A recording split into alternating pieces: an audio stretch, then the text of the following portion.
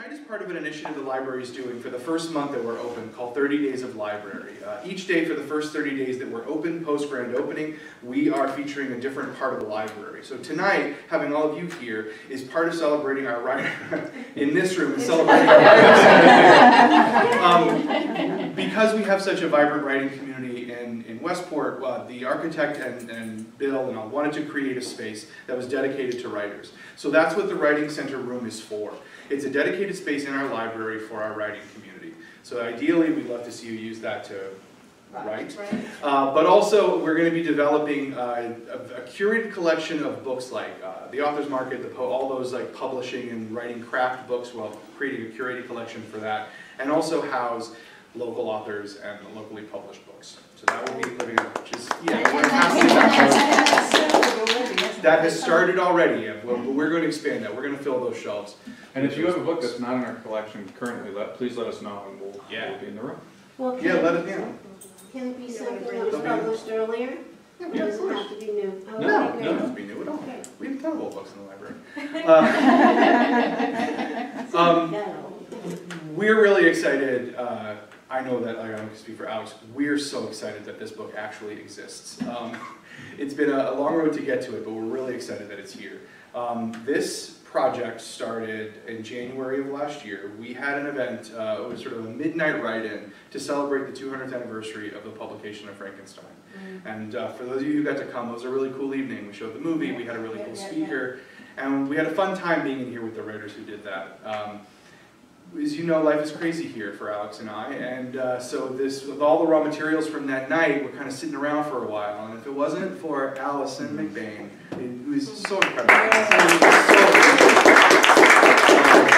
Allison took all our wacky, wild ideas and all that raw material and turned it into the book that's in front of you, and we're so appreciative for her. Editing and everything. Yeah. So from us to Allison, thank you for helping me with this. As an indication of what kind of shape it was in before Allison got it, Frankenstein was spelled wrong on the cover. We just needed a little help. Just a little bit. Thank you guys so much for coming and so much for being a part of this book. It was a very fun project to do, and it's hopefully the first of several books that we will be doing with the library. Yay! Okay, so mine is called Her Story. And some of you have heard it before, so I'm sorry. Lori received notification for the 1st of May. She'd read somewhere that the term May Day was from the French Médée, help me, but wasn't sure if that was true or another fiction from before the Revolution. May Day gave her a week to prepare, but she couldn't think of anything else she needed to do. The furniture was already in place, the bedding and clothing washed and stacked in neat rows in the drawers next to the crib. Everything sat shining and new in her spare bedroom, now painted a soft, pale pink. A sharp cramp rippled down her spine. She'd received a packet of pills each month that was supposed to mask the symptoms of pregnancy and help eliminate possible defects. But each month, she furtively washed the pills down the lavatory.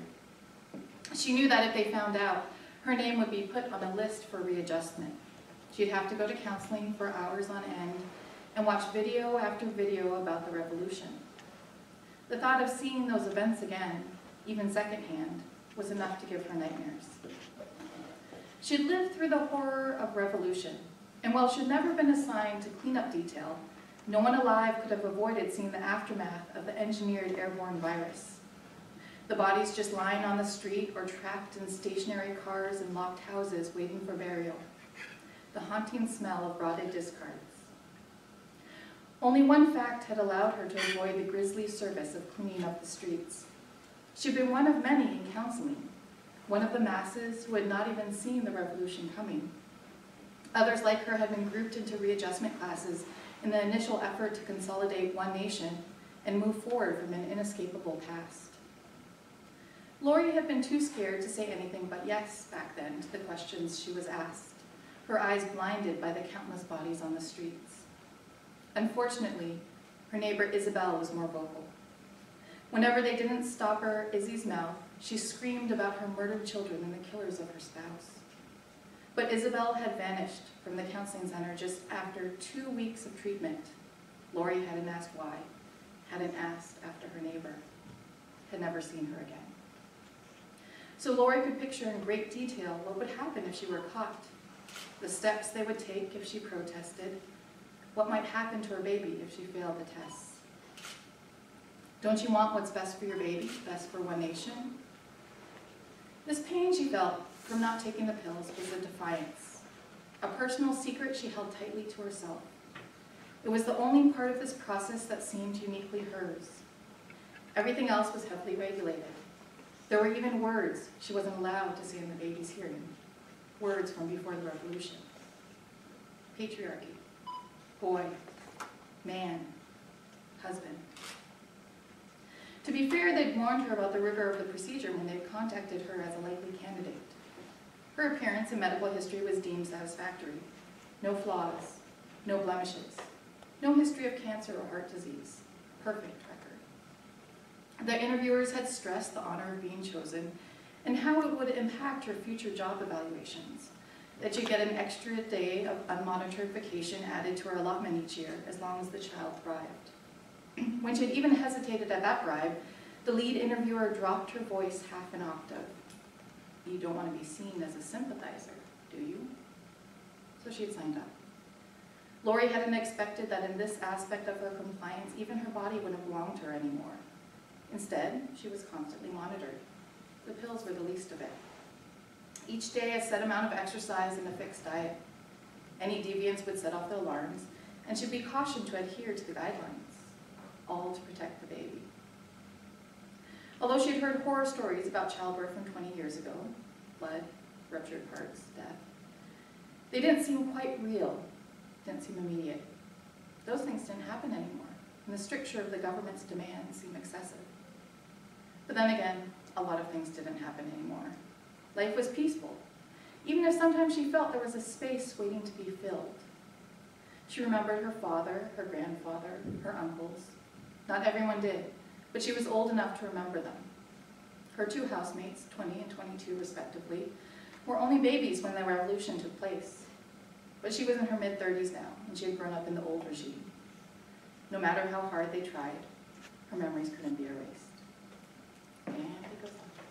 So, thank you. Named Leslie, closely modeled physically on one of our scribes, who has the idea that she should, in order to determine the intelligence and communication of insects, she needs to more or less live among them. And so she sets up a sort of a container in the midst, more or less, of a termite nest. So that's where we find her. The coffin, the term she used, was equipped with rations and water, a tiny chemical porta-pot, line tablets and pens, and a space blanket. Wired in electricity-powered infrared, externally mounted cameras and monitors which measured temperature, sounds, and pH and pheromone levels. A cell phone booster was installed to make sure the signal got through metal and earth. The sound scanner detected ultra-low and ultra-high frequency transmissions. Anything she forgot or ran out of, Robbie, who is her partner, could bring her. Leslie stared at the coffin cuddled against the termite nest. The hatch lid had no latch or locking mechanism. Robbie had insisted she be able to climb out without delay. She dropped down with an inch of space to spare on either hip, pulled the hatch back down, and crouched in dimness. The infrared lighting into the hive showed only a few six-legged wingless worker termites. Leslie had told Robbie that boredom would be a necessary prelude to any achievement, and her expression was one of suffering patience. She dosed herself with enough lysergic acid and peyote to float slightly above incoherence and settled in just before the drugs did. Her thoughts wandered off and got lost. When Leslie drifted back into focus, 4 hours had passed. She had no memory or visions and felt only confusion. She checked the readings and dials and saw nothing significant. Her back ached from the cramped position she'd been sitting in when she spaced out. She sipped a little water while dropping a half tab of the acid and resettled herself into a more comfortable position. Slow and boring, sweetheart, slow and boring. As thoughts began to fuzz, she noticed that perhaps 100 of the quarter-inch termites were perched on the other side of the screen window, as if spectating. At least I've got an audience. This time she was out over 5 hours and urgently needed to urinate.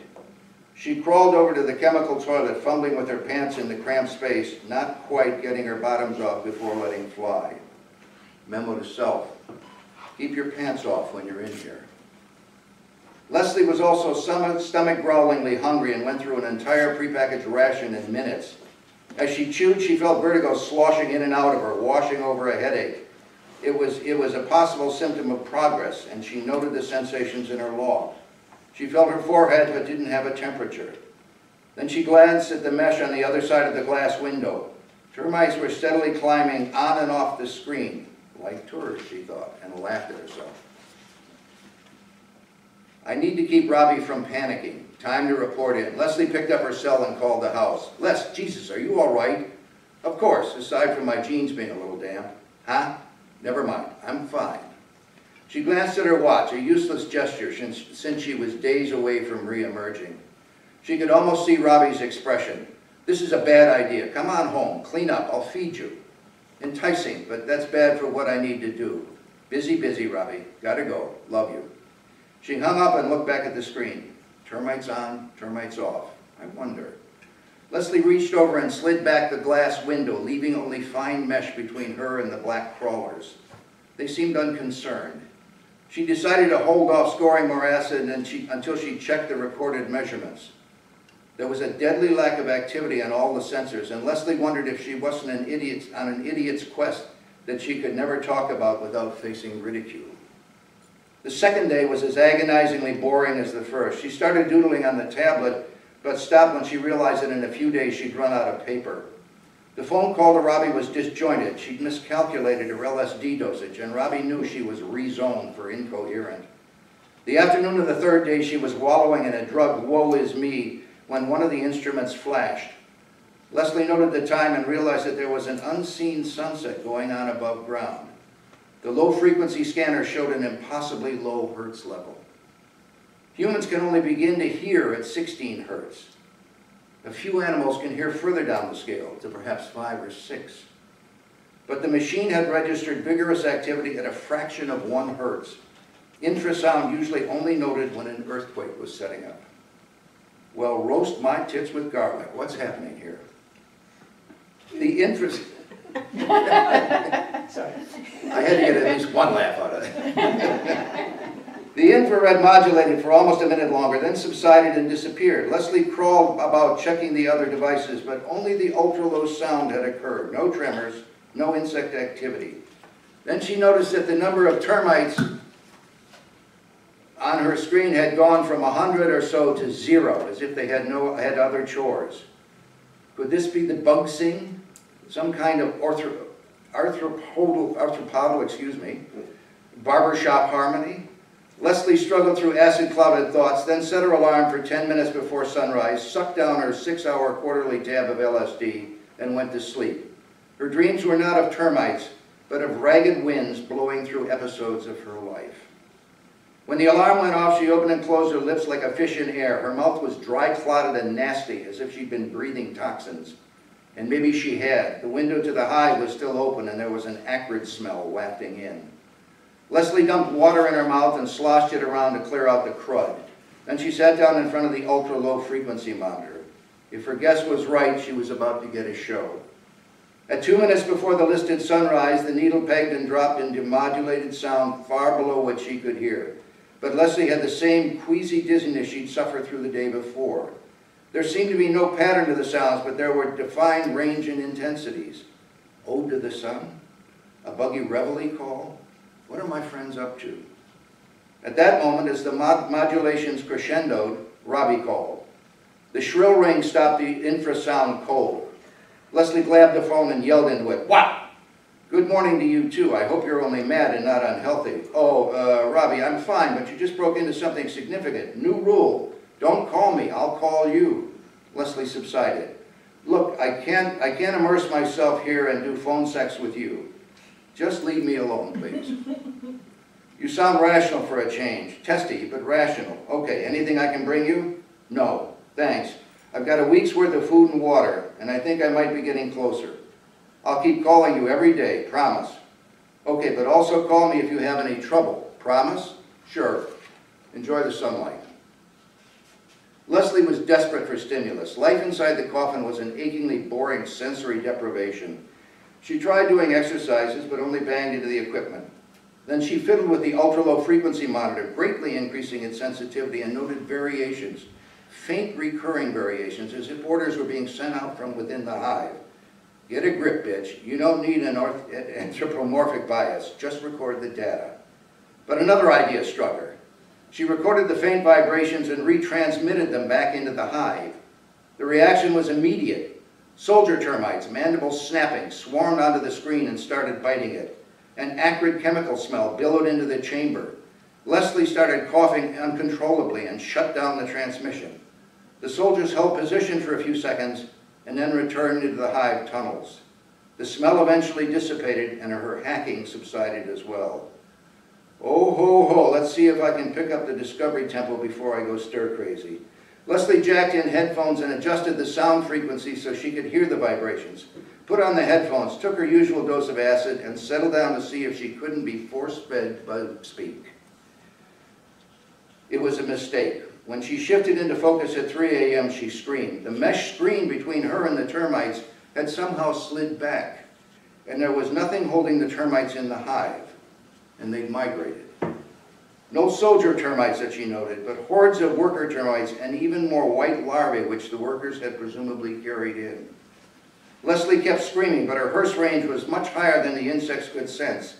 She yanked herself into a sitting position and brushed off as many bugs as she could off her seat on her clothes, but knew from the tingles that many more had found their way under her blouse and into her hair. God damn, I must have pushed open the screen when I was drugged up. Gotta get out of here. But as she reached for the hatch, Leslie noticed that for all her bug coverage, she hadn't been bitten by soldier termites. She reached for the screen handle to slide it shut and paused. If she could bear it, she'd be living among the termites rather than next to them. She had a vague realization that the drugs had knocked her out of sanity, but didn't care. Near my anthropodal God to thee. Me and my termite bros. No, listen, closer. They have a plan for us. Pity I can't eat dead wood with them. I am what I eat. Wait. Leslie stared down at the dead and struggling termites that littered the floor of her coffin. We are what we eat. She knelt down and began picking up larvae and workers one by one and dropping them into her mouth. The workers are crunchy, but the larvae are like clotty oatmeal. She cleared through enough floor space to sit down, casually picking termites off her clothes and eating them as she tried to think. More acid. Can't get through to them without my drug. Ah, that's better. Now, so close. Let them know I'm here. I'm hearing. I'm home, Mama. Leslie switched her equipment to broadcast into the hive and listened as Soldier crabbed up the window frame toward her. And it gets worse.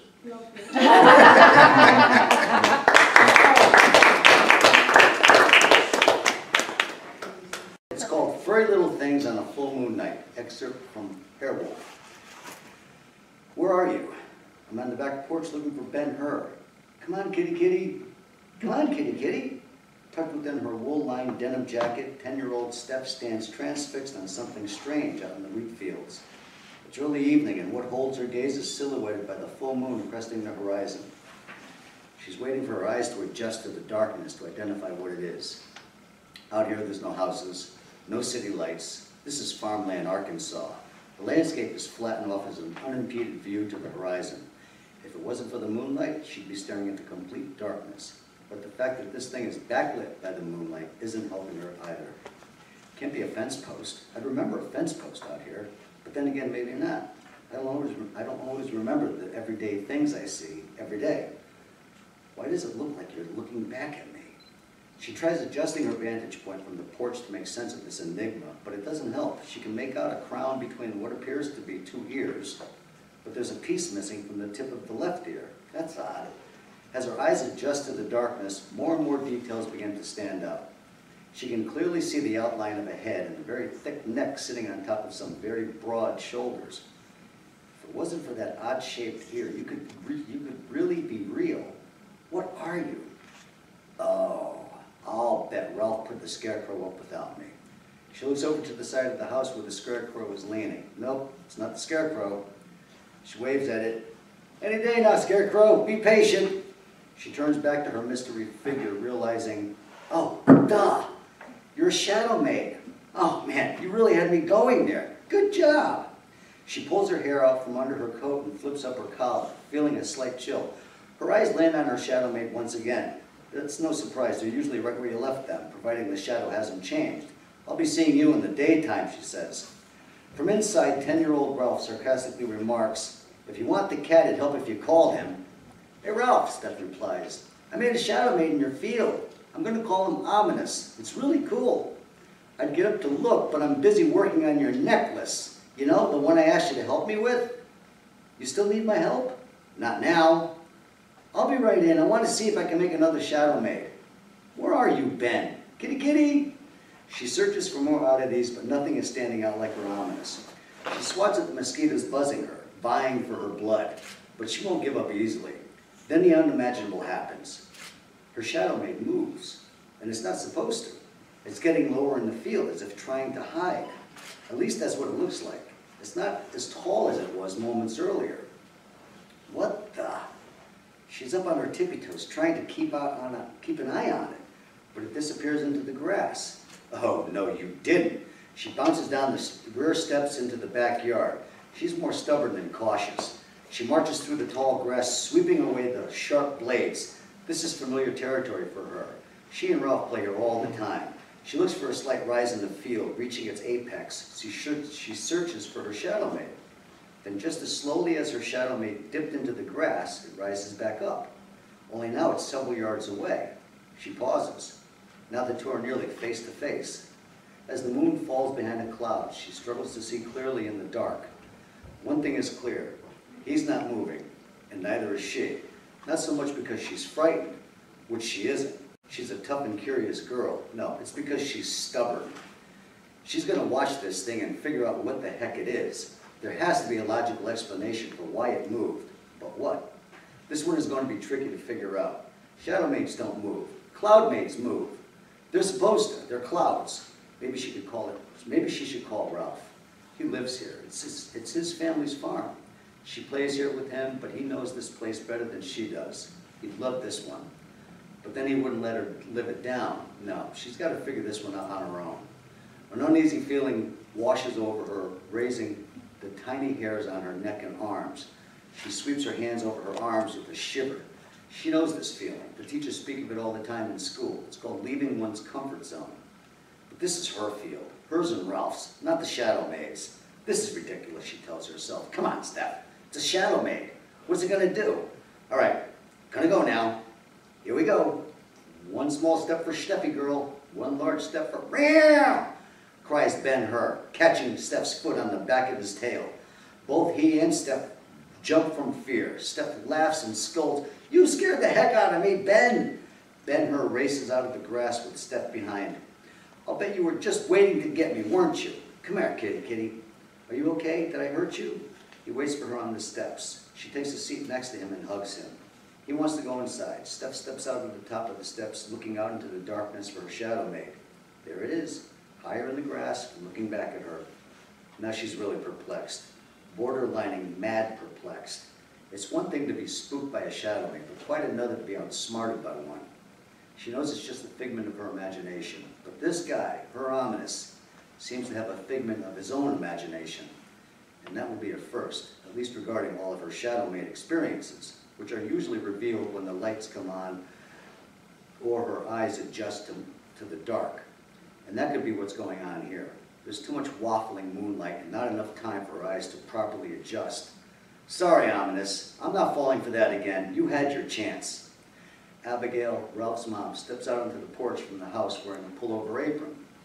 She's a woman of 30, farm-worn and healthy. Ralph follows behind her, pausing at the door to scratch his upper back on the door frame.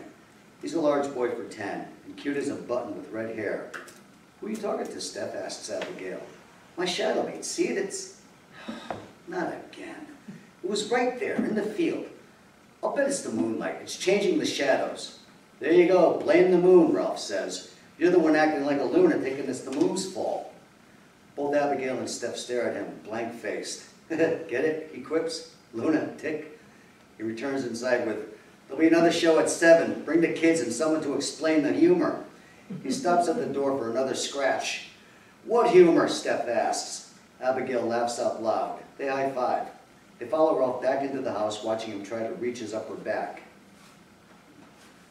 Damn it, he explains as he takes a seat at the kitchen table. Hey, Steph, see what's back here? It's itching me to death.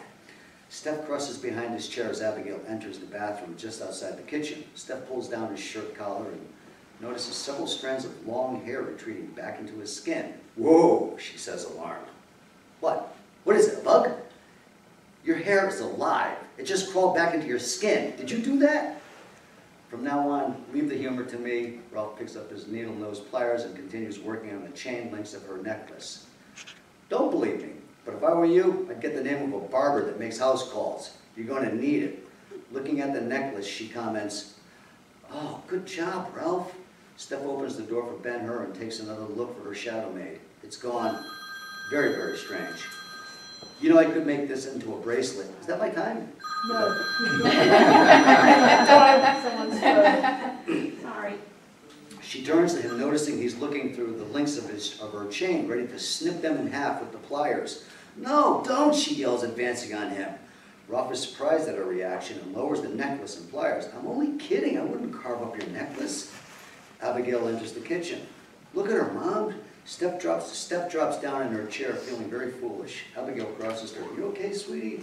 That's your mother's necklace, isn't it? Asks Abigail. Steph nods. Ralph had no idea. Your real mom? I thought it was your foster mom's. Well, this is going to cost you, he says. Give me a little heads up next time, will you? There won't be a next time. That's all I have. There isn't anything else. This is all she left you? He asks. They were in a hurry, she says. At least that's what I was told by my foster parents. Ralph doesn't like that at all.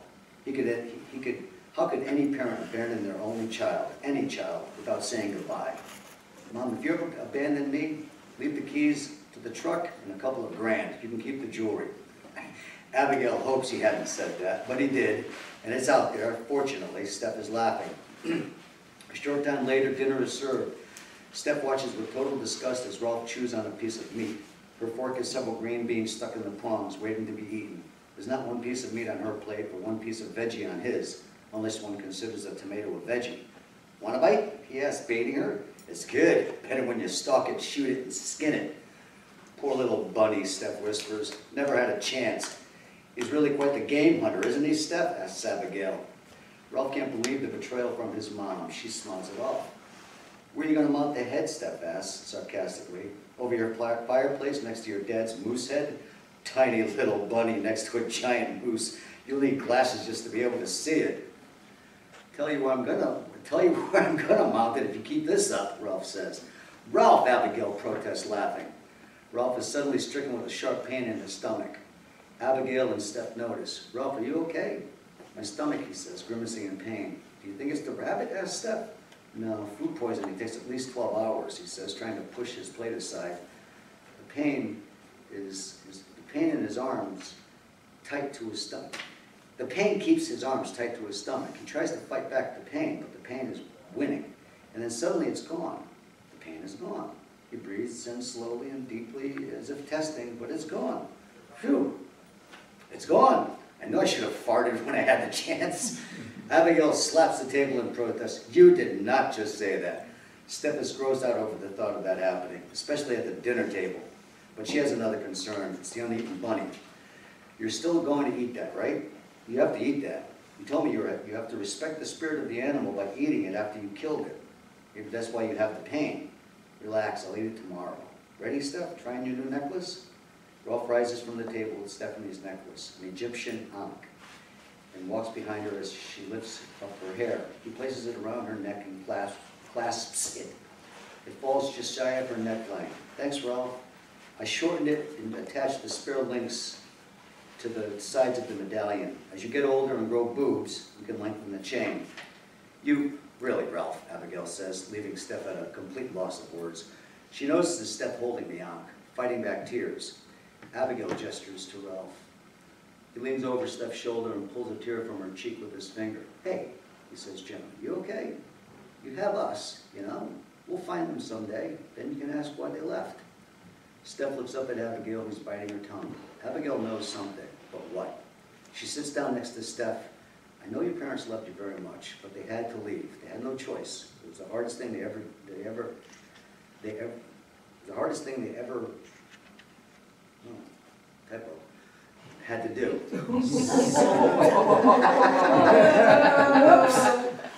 Oh no, I'm sorry. It was the hardest thing ever for them. Redeemed. Where are you? You're out there somewhere. Someday you'll understand. I want to understand now. So do I, sweetie. So do I. I'm going to cut it there. Downstairs to see Sierra, quickly pulling her hand from the outlet. What happened? Did you electrocute yourself? He asked with a panting breath. Skylar, now, commanded Sierra. Skylar smacked her arm down across Corey's head, and everything went black. Ooh.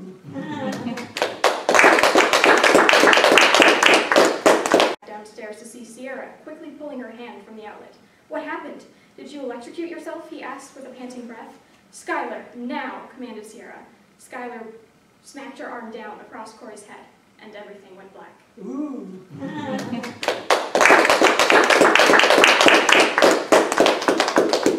Oh, wow. Great job. Who's next? Who's next? Great. That would be Elizabeth. Ooh. Thank you. I should just quit right there. Anytime. All right. Well, hello, I'm Elizabeth Chatsworth. This is a science fiction short story. If this was a romance novel, this would be a monstrous meet cute. So it's about an alien wedding. It's entitled The Wedding March. Albion Star System CE 3048, the planet Britannia Cathedral. Z's silver ankle bells jingled with every step, light and lively after her prison chains. She kicked out her toes, talons retracted, careful not to shred her snowy bridal robe. Her merry tune played off beat to the guard's slow, booted march. Thud, tinkle, tinkle, thud. 24 Stellian commandos surrounded her, their gold ceremonial armor bright against olive green scales and tensed muscles. Black saucer eyes focused dead ahead, not watching her, not like they did in the first days. White knuckles gripped antique spears, relics from a bygone age, still sharp enough to kill. Thud, tinkle, tinkle, thud. Z blipped out her forked tongue. Beyond the stale male stench of the Stellians, a new note, floral and salty. Humans. The Stellian's throat scales darkened to a dull orange rust, lips curled, snarls swallowed. Peace at any cost, for now. Trumpets rang out, echoing up the concrete walls to a vaulted steel ceiling. A rainbow of galactic flags fluttered from the rafters. Silver stars on midnight blue to represent the Inner Sphere Council, the red, white and blue starburst of the human-dominated Albion system, the Stellian's golden orb on a green field, and finally, the white-on-white starburst of the Expiran Clan Royale. Z's heartbeat pulsed at her throat, certain that of all the beings that called this galaxy home, only she and her three-eyed clan sisters could appreciate the full glory of the supernova design. Ancient songs celebrated the time when their ancestors stalked the jungles of their homeworld, altering their white scales at will to blend with the landscape. The Stellians called them ghost hunters, worshipped them as queens and conquerors, but no more. The age-old custom of symbolic marriage between the species had all but died out, where once Expiran brides had served as peacekeepers, translators and ambassadors. Now almost all were imprisoned or dead. The Stellian's hatred of her kind was eclipsed only by their malevolence toward humanity. Homo sapiens a heavy price for daring to settle in Sterling territory. But the war was almost over, wasn't it? Thud, tinkle, tinkle, thud. She tilted her head. Beyond the broad backs and swaying tails of the guards, 24 human heartbeats quickened at her approach. Born to blend, her hearts synchronized to their nervous beat, predator and prey in perfect harmony. Her nostrils flared, distinguishing the males from the females. Poor, blind, trusting fools, offering their imperial prince on a platter. Who'd have thought that Z, youngest of the Clan Royale prisoners, would be swathed in white silk and wedding bells to send him to his death? Not she, that's for sure. Thud, tinkle, tinkle, thud. Would the Stellians hold true to their vow to execute her entire bloodline if she failed to slaughter the prince on his wedding night? What if she killed the prince, but let slip the rest of his immediate family? Z swallowed hard. No, her orders had been clear. Death to the clan who gave their people a sense of tradition and comfort, starting with the prince. No mercy could she show to this stranger who would welcome an alien into his home to repair a fractured peace. Mercy was a gift only the strong could give, and she hadn't felt strong for so very long. She gasped as her white scales shimmered into a kaleidoscope pattern of conflicting emotions. Red fury, blue fear, purple shame, before she cooled them to a static white. The guards halted, stone statues blocking her starlight. Dead eyes glaring. She cringed, expecting their fists to smash into her face, her throat, her stomach. But the guards backed away, bowing to her as once their ancestors had to all Expiran brides. Less than 20 yards ahead, the human aristocrats and ambassadors stood slack-jawed at her colourful halt. The Stellian generals towering over them scowled at her display. Her chest clenched tighter than the drum skin they threatened to make from her hide should she fail in her mission. Would the generals suggest to their host that her vivid entrance was a quaint Expiran bridal custom? The explanation had worked when she ate the bouquet of white roses presented to her at the spaceport. Flowers had not once featured in her training simulations. Walk, stand, nod, smile. Speak one of 1,000 human phrases most likely to smooth wedding day communications. Fake a blush and unleash tears if she must, but floral offerings, never.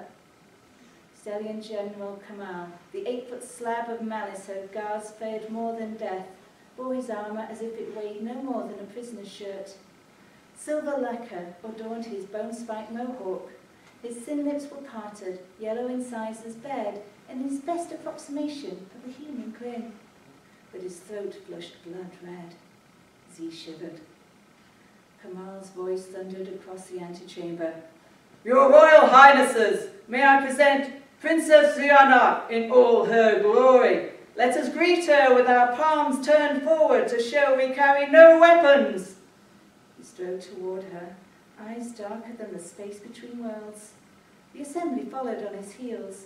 Many of the humans grinned widely, apparently delighted to learn a new custom of the reclusive Clan Royale. Princess Ziana, prisoner C984, drew herself tall and stepped into the role. Tonight, she would be the perfect consort. She would dance and laugh, delighted to share her enthusiasm for the new peace accord, right up until the point where she became the monster at the ball. With preternatural speed, razor-sharp talons, and the strength to break through almost any wall, only the Stellians could truly contain her when she began her hunt. A chameleon killing machine, dressed in the finest silks, dancing in the blood of her enemies. Nausea washed through her as Kamal bellowed, His Royal Highness, Prince Alexander. Her groom, a lanky, slim-shouldered human in a tailored black suit, strode forward. Aside from a discreet gold coronet, there was little to distinguish him from the other males. His sky-blue eyes and pale skin matched her own colour choices perfectly. Cropped dark hair tinged with grey framed a face that bore the lines of 1,000 worries both great and small. Despite this, he smiled with genuine warmth, his eyes lit with compassion. Her heart fluttered, responding to kindness she'd never seen in another's face. Without the benefit of scales and kaleidoscopic colours, his eyes shone with tenderness. She swallowed hard. Was this the humanity the stallions feared? An empathy that could transcend species, place and time? Could he be the man to build a bridge between the stars? Never once taking his eyes from hers, he dropped into an elegant bow. Heart in her mouth, she curtsied to him. Her white robe poured like a waterfall around her retracted toe talons, her bells silent at last.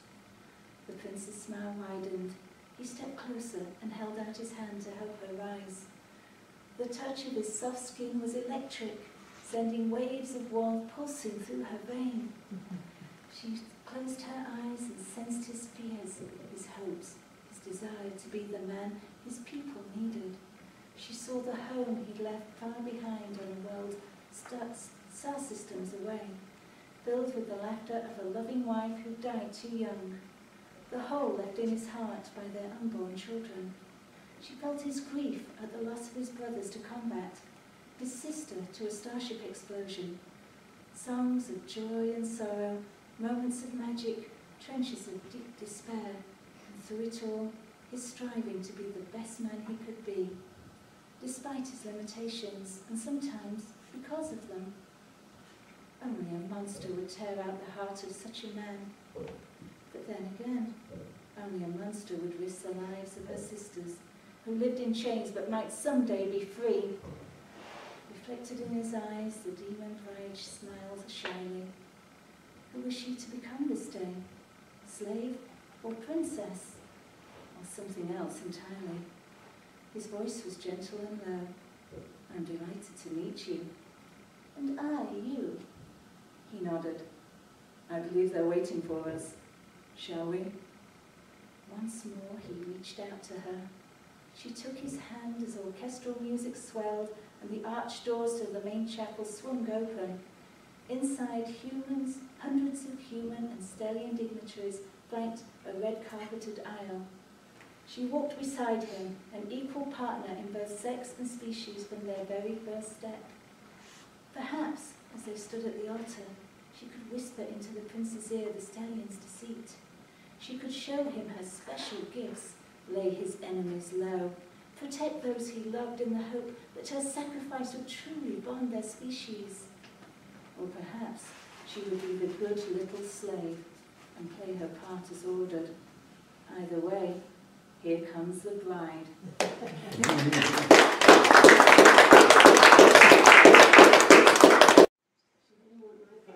Yes, so at this point, I'm going to read from, at this point, Mary Shelley is outside the door and listening to a conversation that's happening with her husband, Percy Shelley, Lord Byron, John William Pelodori, Sir Walter Scott, Charles Ollier, George Lackington, Thomas Kimball, and John Murray II. It was interesting. You could find people who were her friends on Wikipedia. And so it was so cool when I found this person, John William Pelodor, who was her friend, and he was actually a doctor. So she's outside the door listening to them having this conversation, and Cyrus of the Bridger, he just led her there. He's like a spirit. She kind of felt his spirit, and she followed it to the door, so he wanted her to listen to what was going on. All right. Lord Byron, urgently. For God's sake, she's your wife, Percy. Get a handle on her. Percy Shelley reassuring. I will do that when she finishes Frankenstein. I will simply change the ending before it goes to Lackington. You know, I'm going to try to read this in Jamaican because I think I read it in Jamaica because I'm from Jamaica, so I'm going to use the accent to help me out. So Percy Shelley turns to Lackington. Percy Shelley. You could do the rest once it is at your publishing house. Percy Shelley turns back to Lord Byron. I've convinced her to let me be the one to deliver the manuscript because of the connections that her family has in society. She will not know a thing until after the whole world has seen it. The book will be what we want it to be. Poor thing, writing her little heart out, thinking that she will be winning a contest against you. John Murray slaps Percy Shelley on the back with a little chuckle. John Murray, brilliant old chap. I knew I could count on you. George Lackington takes the pipe out of his mouth that he is smoking. I am ready to do my part, just in case she puts any girly ideas in there about love winning. I will rip it all to shreds and make it monstrous, influencing society to be afraid of change and of anything or anyone that looks different from them, even their own shadows. Charles Allier. And how will you keep her quiet about it? Won't she be furious once the bloody book is published and all of what she wrote has changed? Percy Shelley reassuring. She's a young girl in love. She will get over being angry with me. Or I could tell her a very elaborate scheme of debt collectors being after me for money, and I had to change it to do what they wanted. Charles Allier puts both hands in front of him with a palm open, facing upward in an annoying gesture. What sense does that make, Percy? Percy Shelley, obnoxiously and mockingly. Oh boy, women will eat anything up. They think that love can rule the world and the heart can lead the way. We will make sure that they never know the power of that truth. They will know for sure when we are done with them, the heart is just a muscle. Sir Walter Scott, confidently. We will continue to rule mankind with pain, reaching everyone on earth, just as all the all-minds were established to take the power when we were back on the silver-lining mountain. If the ones before us had chosen to love instead of ostracizing us, we wouldn't be here now. But here we are, and we are the ones with the influence. They keep talking about oneness and equality, but we will never share the control. While people are looking for the devil to come and roam the earth, the pain is devouring them, and they seek comfort from all kinds of outside sources. People feel helpless, just as when they were children, but that was the only true time of being helpless. Humans need attachment to survive. Horses run within hours of being born, but humans take over a year. But where we are strong, because we understand connection, others will feel weak and needy, not understanding what lies beneath. We will invent through the knowledge of scientific things and situations that makes them dependent, and not seek transformation to the constant change that they fight. The more people fight it, the more frustration they will feel. We will continue to influence them as we have done for millenniums. Turn to John William Pelodori. So, have you been educating her on medicine? Make sure she gets it right. Well, what we want her to believe is right. Defective brain, defective human being. Monsters should be cast out of society. John William Pelodori stands tall with his hands holding both sides of his shirt by the collar, his chest out. Scott, old chap, don't you worry. I've given her all she needs to tell a tale that any doctor could write. It will be very believable. Charles Allier was understanding and agreement. Every time they try to wake up from their ghostly shells to gain awareness, we will give them something else to be afraid of. They will fear failing, taking risk, and even fear succeeding. The pain and fear planted in their minds will remind them of all the times that they had failed. So why bother to try? They will say to themselves that they won't succeed anyway. They won't know that love is the only thing that is real. And when they experience injustice, they won't know that forgiveness could set them free. Such brilliance in this room right now. Charles smiles and pours himself another drink from the large decanter on the credenza near the fireplace. Lord Byron's smirk of confidence, with a smirk of confidence. When we turn a woman who writes such things as, but above all, a poet's soul is love. The desire of sympathy is the breath that inspires his lay, while he lavishes on the sentiment and its object. He is the mirror of nature, reflecting her back 10,000 times more lovely. What then must not his power be when he adds beauty to the most perfect thing in nature, even love? We will make sure people stay ghost, that we can continue to use and keep the wealth of all nations for ourselves. Only influencers will rule this earth, and for those who can't keep up, we will build asylums and prisons for them and keep others in poverty, not working and creating to thrive. They will avoid the present, regretting the past, believing the petty and the power, always striving for more but never achieving, because they will be looking for a life of riches instead of a rich life. They won't even know to accuse us. They will blame themselves, and some will be shamed to death because the ego won't admit to defeat.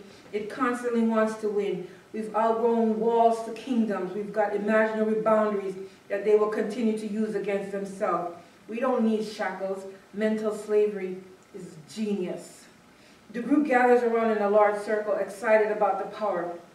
Percy Shelley was a bit concerned. You will not hurt Mary.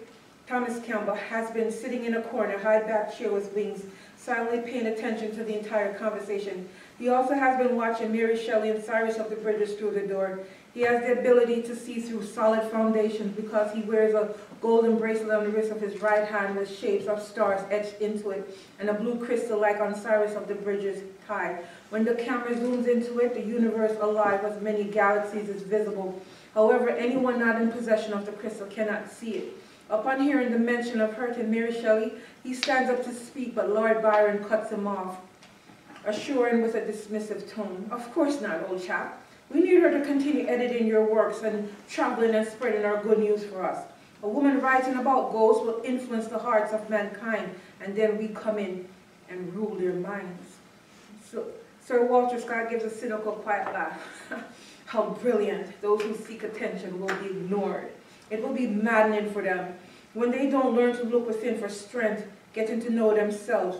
At some point, it won't be about what color, gender, or ethnicity you are. It will be about who has the power, the all-mind, the influencers. We will let a few feel worthy by giving them power and privilege with words, titles, unjust laws, and sometimes money. They will be happy, and it will help us. They will use their positions to shame the ones who are less fortunate than them, who, no matter how hard they try or what they do, will face roadblocks and gatekeepers to keep them on the outside. Sir Walter Scott's laughter gets louder.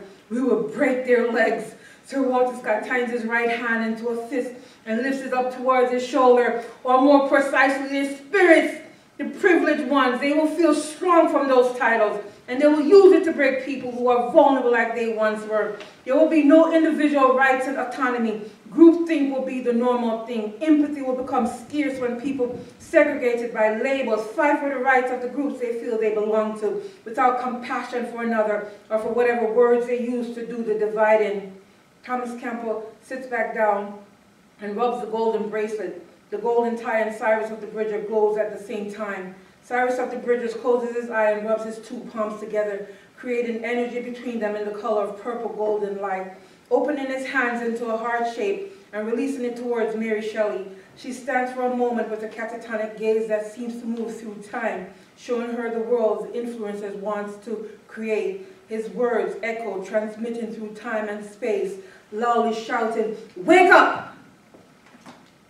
Cyrus of the Bridges transports Mary Shelley into a time that will come to pass, never-ending wars, mass killing, genocides, death by one's own hands escalating, drug addictions, opioid crisis, the longing for connection back to self, the pain of feeling lost, self-frustration, not knowing one's purpose, disconnection from the Creator, children drugged due to behavioral diagnosis, asylum, prison, foster care, human trafficking, systems of oppression, poor education, poverty, famine, people segregated and left behind, the most vulnerable in society, ostracized, gender inequality, people getting judged unworthy, the loss of dignity and human rights. She sees the effects of slavery on all people and how it affects the seed of the soul as described by Gary Zukav in the same title book. She sees brutality caused by those put in place to protect. She sees children physically, sexually, and emotionally abused. She sees human suffering being used as profit to make some rich and powerful while others suffer. She sees childhood adversities causing physical and emotional pain when people get older and then get labeled something is wrong with them instead of asking what happened to them. Suffering rising because of negative treatment that causes a slower process to gain awareness, which is inner strength to navigate life circumstances. The level of chaos that she sees overwhelming people's life experiences make Shelley cry out and shed tears in deep sorrow in the nightmare that has been shown to her by Cyrus of the Bridges. Cyrus of the Bridges, who keeps his eye on Mary Shelley at all times, sees that her knees are getting wobbly and guides her to sit on the chair near the doorway. She is still in a catatonic state. Mary Shelley couldn't believe what she was hearing. She was a young woman in love and would have done anything for her new husband. His previous wife, Harriet, who had killed herself, had tried to warn Mary, but she thought the woman was just jealous. But now she was hearing the news for herself.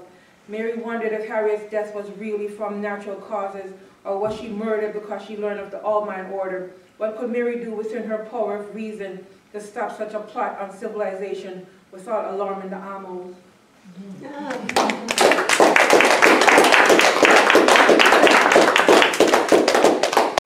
I rewrote Frankenstein. Yes, So basically, my title is A Conversation Between Mother and Son, which of course is Mary Shelley, and her son Percy. So I'm going to kind of skip through a few parts, my favorite parts, and I hope you'll enjoy it as much as I do. What a strange turn of events. How had she become the baby and he the parent? Here she was in the third bedroom, decorated to look exactly like the one she grew up in, transplanted from her parents' home to her wedded home to her son and daughter-in-law's home.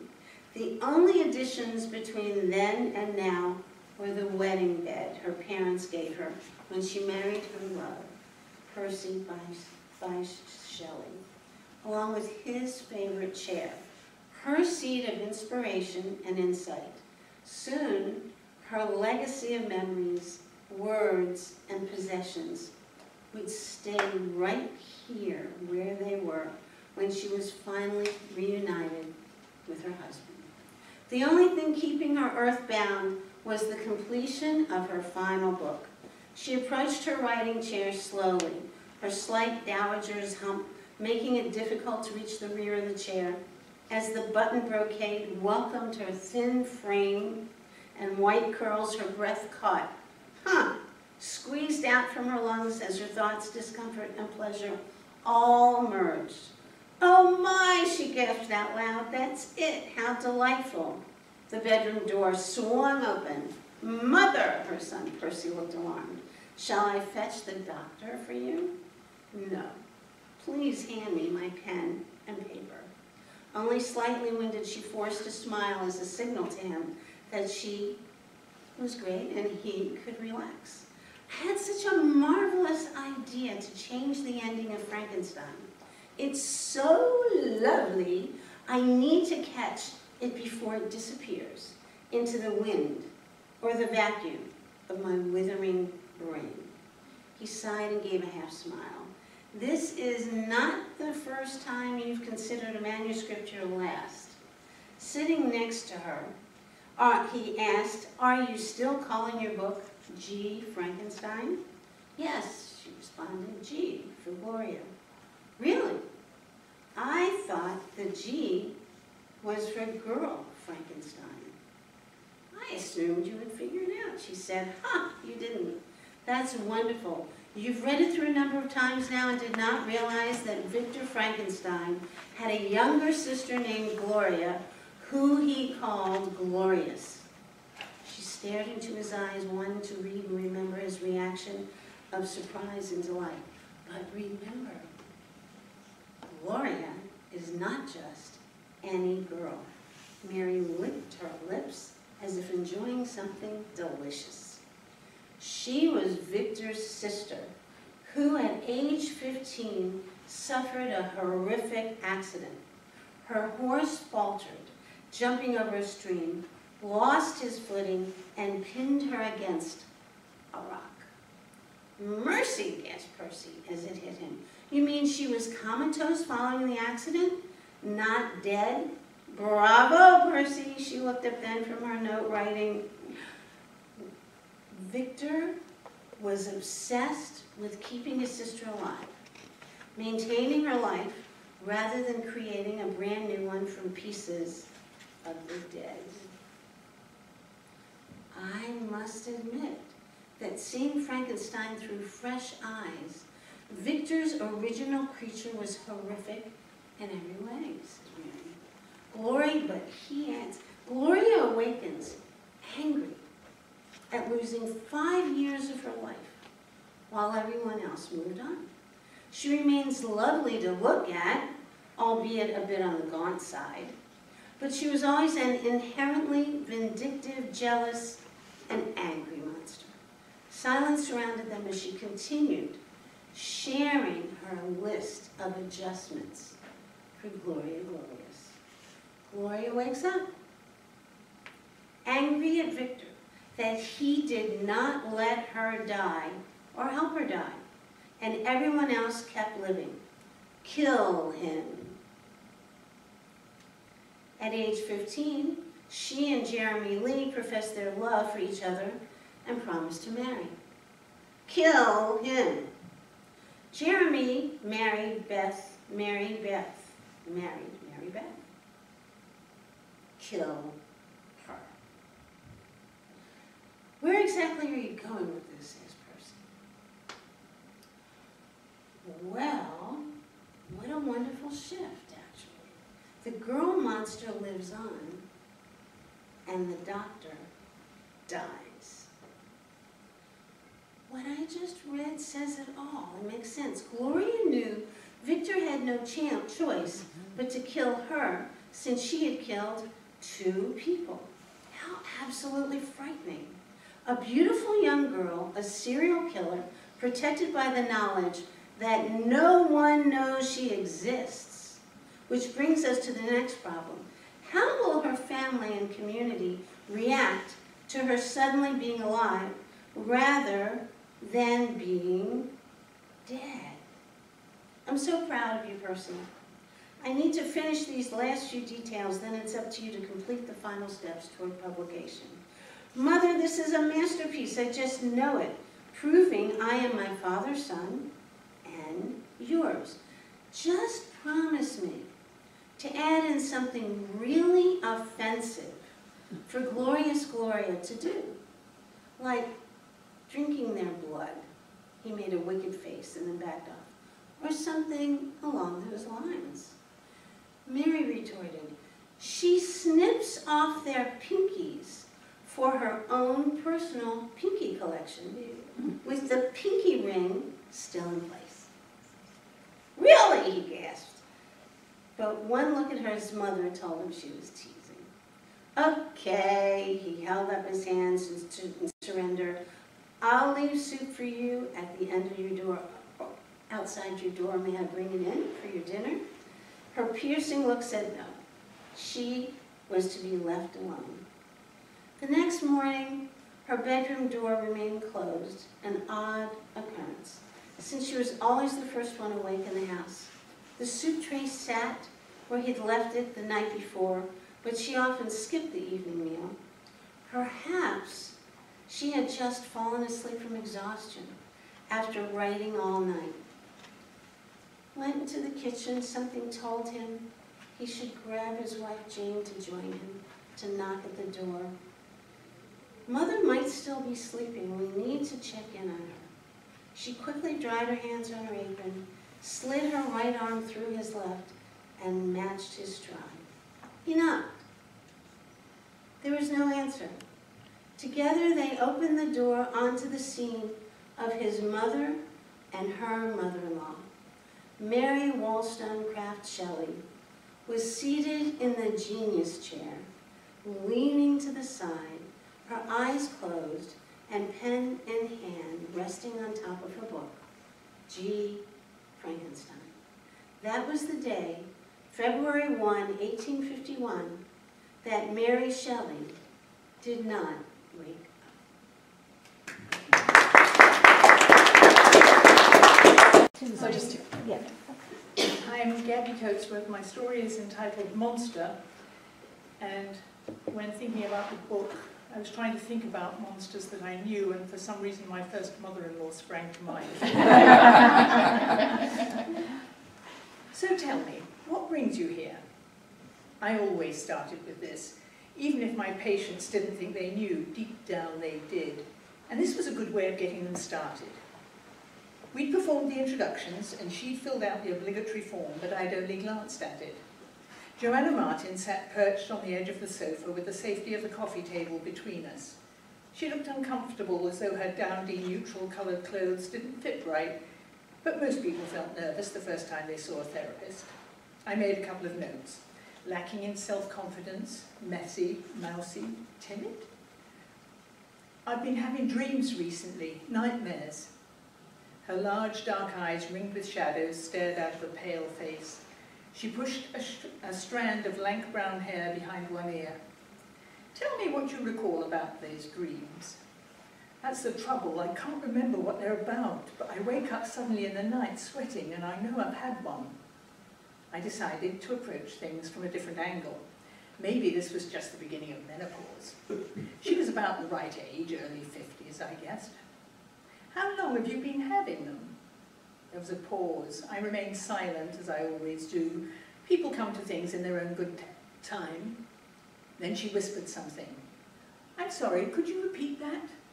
She continued, voice barely above a whisper.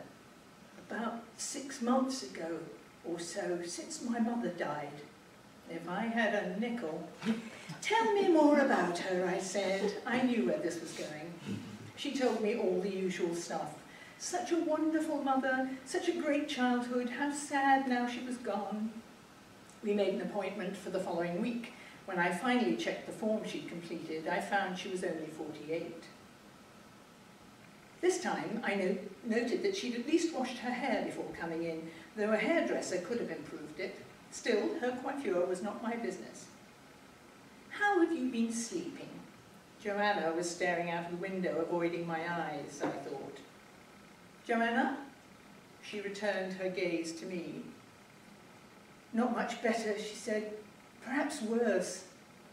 It's common when people are mourning the loss of a loved one to have problems getting a good night's sleep. She gave a sort of bark. Had she just laughed? Seeing my surprise, she began to explain, haltingly at first. My mother was very beautiful, she said. Nothing unusual there. Lots of children saw their mother that way. I made a note and nodded at her to continue. No, I mean, genuinely good-looking, kind of like Zsa Zsa Gabor. I had to think a minute. Oh, right, the Hungarian film actress from the 50s and 60s. Blonde hair, pouty lips, high cheekbones. I could almost picture her, but couldn't remember much about her. I studied my client's face for a moment. Anyone less like a movie star was hard to imagine. What was it like having such an attractive mother? It was okay, you know. Tell me more. When I turned 13, I think, is when it started. She used to tell me I was a failure. She was right, of course. I got good grades at school, but I never looked the way she wanted me to. How so?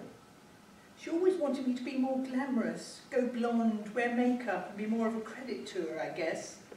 I studied her face, entirely makeup-free, but I couldn't assume she never wore any.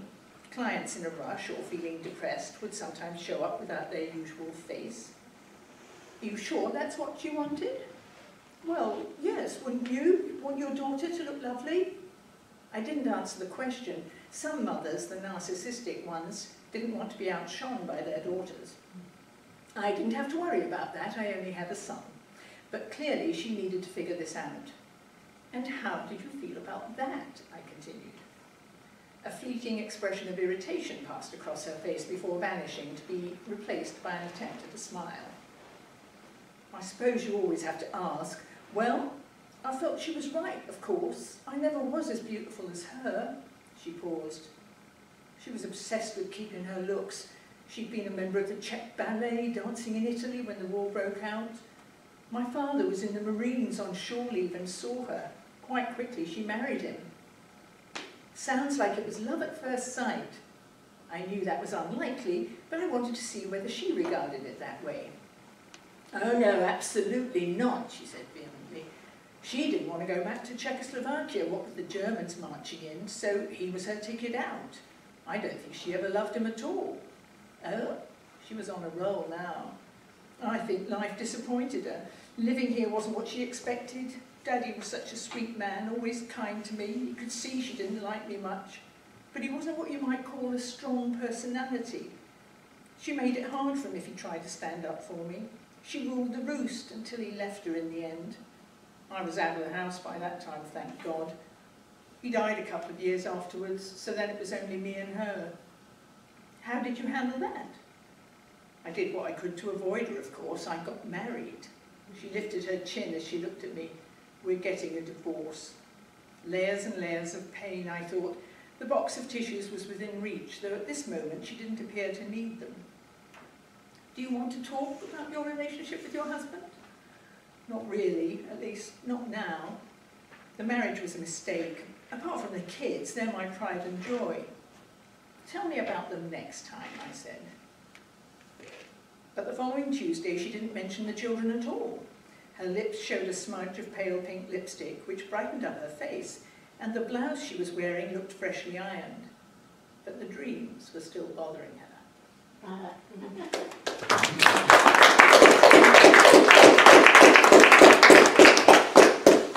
to go. Yes. Okay, so I think I'm going to end with the forward. It No, seems no. appropriate for Westport Rights.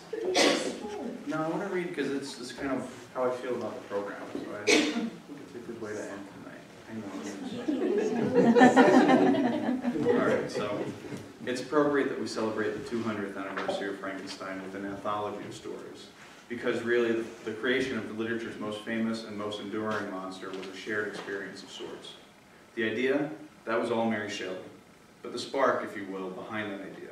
The spark was a communal experience as a group of friends gathered in a castle on a dark and stormy night and challenged each other to tell ghost stories. Shelley's ghost was a creature, stitched together parts of the discarded and forgotten, a monster made of men, who stumbles into the darkness to face the world's monsters. Shelley's ghost lives on these 200 years later, refusing death in a manner similar to her tragic fictional doctor. This, too, is utterly appropriate, because of the truth of writing, of being a writer, is very close to the truth of death. Like dying, we all must write alone. My thoughts through my fingers and out onto my page. Sure, we hope that eventually others will read what we've put down, sometimes through sheer force of will, sometimes through blood and tears, and sometimes, in those lovely and rare flashes of inspirational lightning, through a flurry of happy keystrokes. No matter how the story kicks and screams its way into creation, though, the process is always the same, and it is always ultimately lonely. We close the door to the study, or we pop on our headphones in a busy coffee shop, or we dictate into our phones as we navigate our evening commute. But, as Shelley showed us all those years ago on that dark and stormy night, tucked away in that castle in the countryside, sometimes it's okay to let others in. Share the story as it's being created. Surround yourself with other writers and maybe come away with something wholly unique. That was one of the purposes of the book you now hold in your hands. It all started on a dark but quite lovely Friday night at the Westport Library in Connecticut. Members of our Westport Rights community gathered to hear about the history of Frankenstein and how the novel and its creations have permeated our culture for 2 centuries. And then, as writers tend to do, we wrote. Spread out through the library, clustered in small groups, alone but together. This collection is a result of that night and of a partnership with the Fairfield Scribes and their fearless and wonderful leader, Allison McBain. In these tales, you meet ghosts old and new, monsters of all shapes and sizes. So venture forward, meet these monsters. Hopefully, it's dark and stormy outside your castle. And with that, thank you so much for being a part of it. Nicely done. And next year, Bradbury.